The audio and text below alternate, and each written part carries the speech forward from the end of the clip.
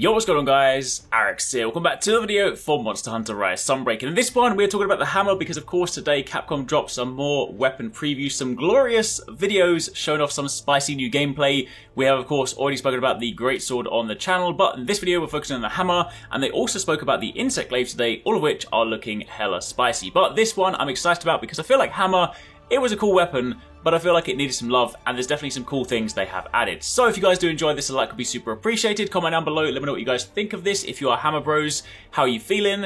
And of course, don't forget to keep it locked for plenty more Monster Hunter. So to begin with, of course, the weapon montage starts off with the Hunter doing some pretty cool new moves, and in that lovely Gosharag Master Rank gear, wielding the Lunagaron hammer, also looking really, really cool. But they start off by showing off a new Silkbind move called Impact Burst, which shares a very similar animation to, of course, the Hunting Horn, I forgot the name, there's just so many names and it's been a while, but the one where you stab it on the ground and spin it around, basically similar kind of thing, because this one is a Silk Web attack that will wrap your weapon in iron silk, and for a short period of time following that, any charged attack that you perform will cause the silk to vibrate, creating a shockwave that makes it easier to flinch monsters. So if you guys factor in the Sword and Shield, we mentioned earlier on that of course, you have the new Destroyer Oil, which also makes flinching easier.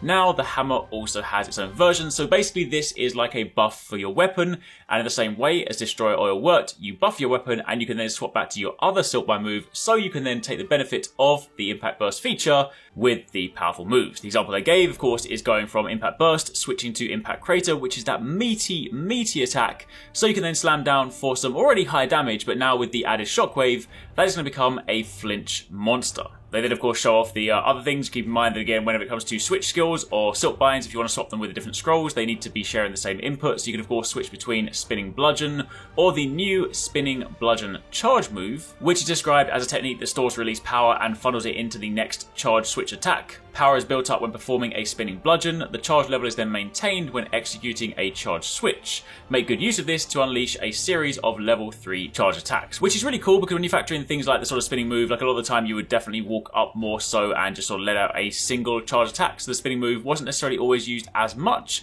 But this time around, you can of course see that whilst you're spinning, you kind of build those charge levels, which does look hella potent. Definitely means that spinning top move will be a little bit more viable, so I'm interested to sort of see how that factors in to combat. Of course, following the build-up of the charge during the spin, you then have that nice level 3 charge to end it, so you basically have a nice mix-up of damage for the hammer. So I'm definitely interested to sort of see how this plays out, because again, I've always liked the hammer. Hammer is actually one of my original weapons. I kind of mained hammer way back in Freedom Second and Freedom Unite, before of course switching over to some of the other weapons, so I have always loved using it. It's kind of one of those like comfy weapons I like returning to, and there were definitely some fun things in Rise, but I do feel like this could add some nice additional tech. So interested to sort of see how that plays out, but for the time being, that's it. Make sure you keep it locked on the channel for plenty more. If you've missed some of our recent videos, be sure to check out one of these ones, and again, stay tuned because we'll be speaking about the insect glaive very soon.